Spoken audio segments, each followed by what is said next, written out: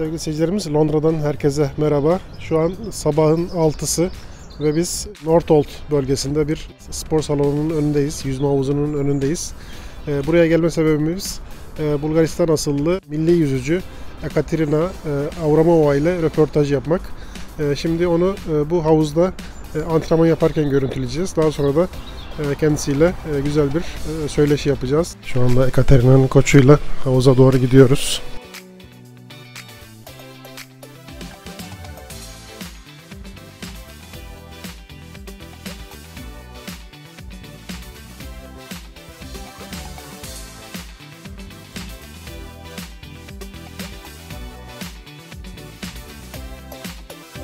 Hello.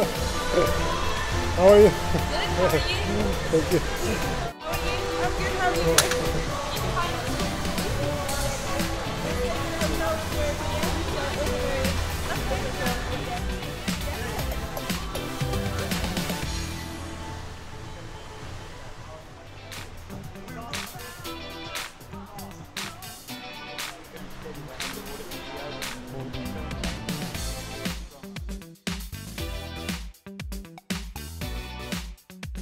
Ekaterina'nın evine doğru gidiyoruz.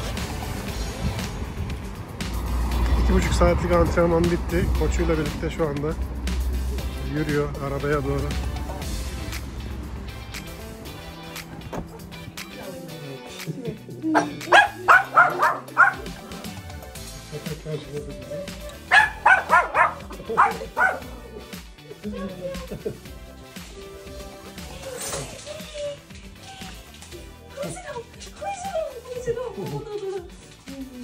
Özlemiş Ekaterina'yı.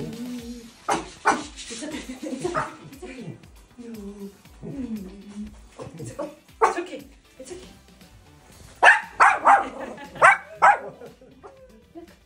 Look. Yes, see? Nothing to bark about. See?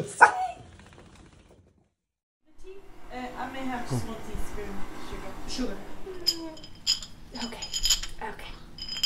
Evet sevgili seyircilerimiz, şu anda Ekaterina'nın evindeyiz. Önce sabahleyin erkenden havuza gittik. Antrenmandan görüntüler aldık. Şimdi de evine geldik. Evinden de güzel bir röportaj yapacağız. Bu röportajda Zeynep Yadekola da bana yardımcı olacak. Is it a boy or? It's a boy. It's a boy. What is its name? His name is Tokyo, and I called him Tokyo because I missed to qualify for the Tokyo Olympic Games by 0.23 of the second. In the summer, I got him, and I called him Tokyo because I wanted to remember this word with something positive and nice, and not with the fact that I couldn't go to the Olympics. So every day he brings me happiness. Hey, Bubble, you're gonna be famous now. How many years you've been living in London now, and how's it going? Oh, time flies. I've been here 15 years, so I came back in 2019, the beginning of 2009. I've been ever since here. I did live in Canada for 9 months, and I tried in Istanbul for 3 months, and that was it. 3 months was enough. I couldn't do more than that. It's very busy. I mean, London is busy, but in a different way, and Istanbul is just super busy. It was January to March, so the weather was not great, as usual, like in the summer. So I decided to come back to London. You start the day really early, and like, how does it affect your life? Do you think it has a positive impact, or how do you keep up with its tempo? Well, swimming is my life. Everything that I do goes around the swimming. So my training actually starts at 5:15 in the morning, which means I have to wake up at 4:20 in the morning, take Tokyo for a quick walk, get my coffee, get dressed in the car to the swimming pool. I swim from 5:15 to 7:30, and then I go up in the gym. I do gym session until 9:30.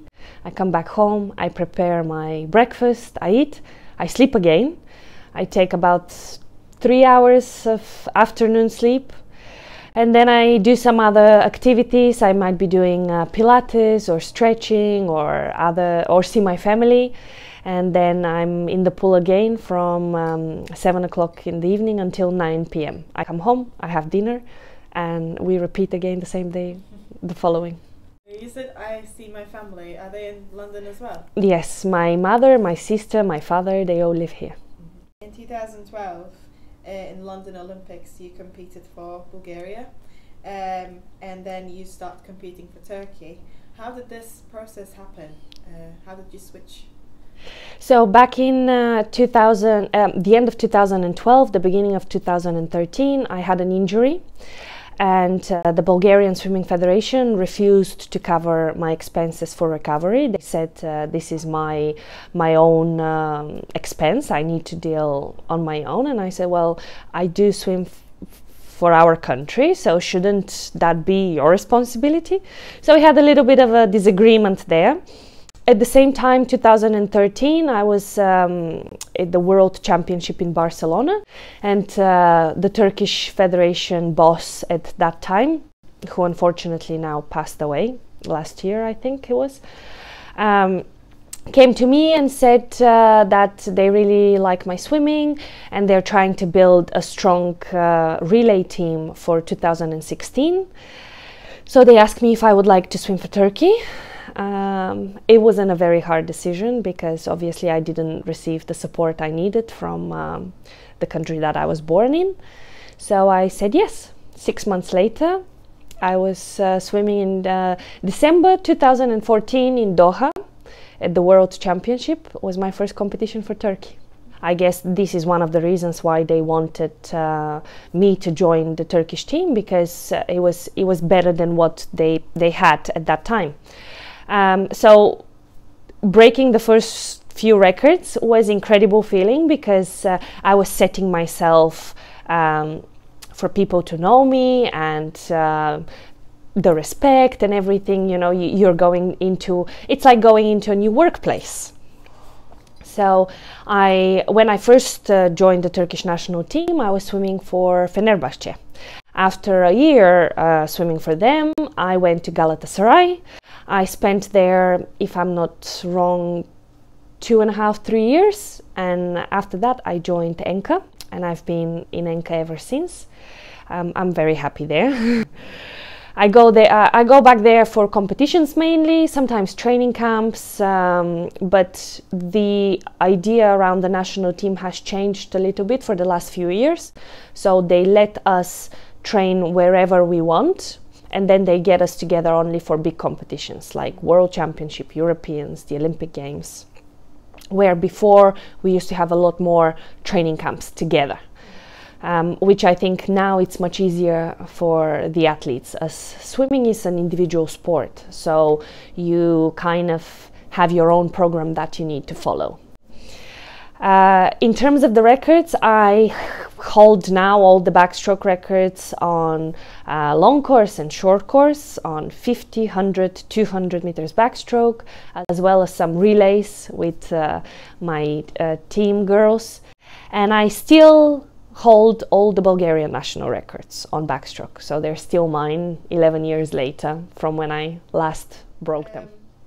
And you won bronze and gold medals during Islamic and Mediterranean Solidarity Games and Mediterranean Games. And what did you feel after you got them? So the Mediterranean Games, I got 2 bronze medals there. I cried because I was with COVID literally 7 days before competing. So I was supposed to fly to Algeria on Sunday. On the Monday before that, I tested positive for COVID, and I was feeling awful. And I was sitting at with my parents, and I was like, I'm not sure I can do this. How am I going to recover? How am I going to compete? I don't even know if I'm going to be negative by Sunday. What's going on? And my mom said, don't worry, just relax. She looked after me for 4 days. I was in bed. I didn't move 4 days out of bed. She was cooking, cleaning, everything for me. On the Friday, I went training. I was feeling horrible. And on a Saturday I went training again, and on a Sunday I traveled to Istanbul, and on the Monday we traveled from Istanbul as a team to Algeria. My first competition was on the following Friday, and I won the bronze medal, and I cried because I didn't believe I can do this. I thought I'm gonna lose, never mind win a medal. Of course I was prepared for a gold medal, and that's the reason why I came fourth on my main event, which is the 100, and then again fourth on the 50. But I'm happy with the 2 bronze medals, for sure. Are those the ones you're displaying on here? Or those are the Islamic Games, and the Mediterranean Games are there, both from 2018 in Spain, and this year 2000. And these are from Konya. These are the 4 gold medals I got in the Islamic Games. Can you speak any Turkish? If you can you please say something? Biraz, çok biraz. I did have some lessons, but I was having them online while I'm here, and because I didn't have anybody to talk to and practice, you have the lesson, but it's so difficult to keep remembering and practicing.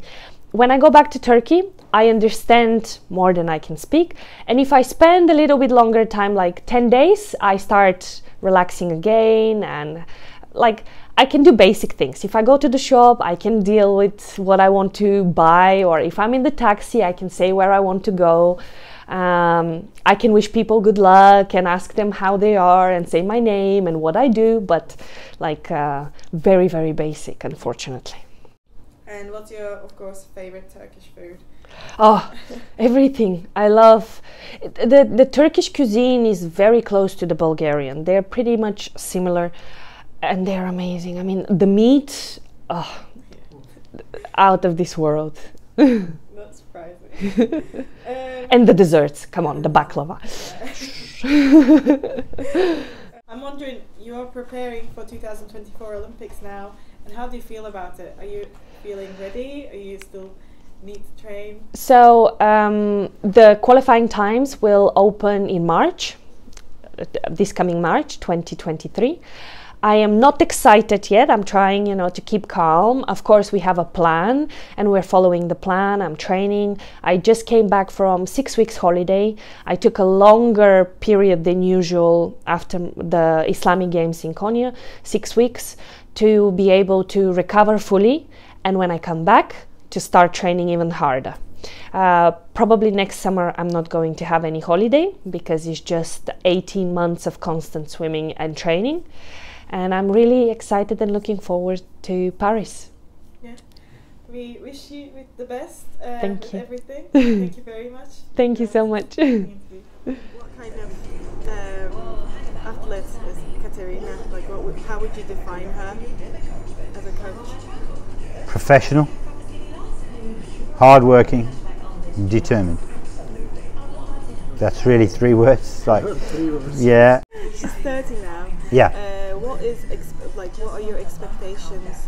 Well, what we're working for at the moment is the 2024 Olympics. That's her goal, to make this. Obviously, she just missed the last Olympics.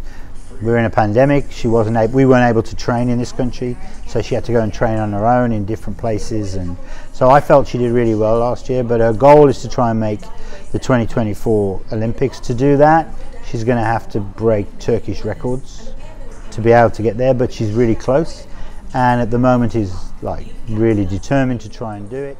Thank you. No problem. Thank you very much.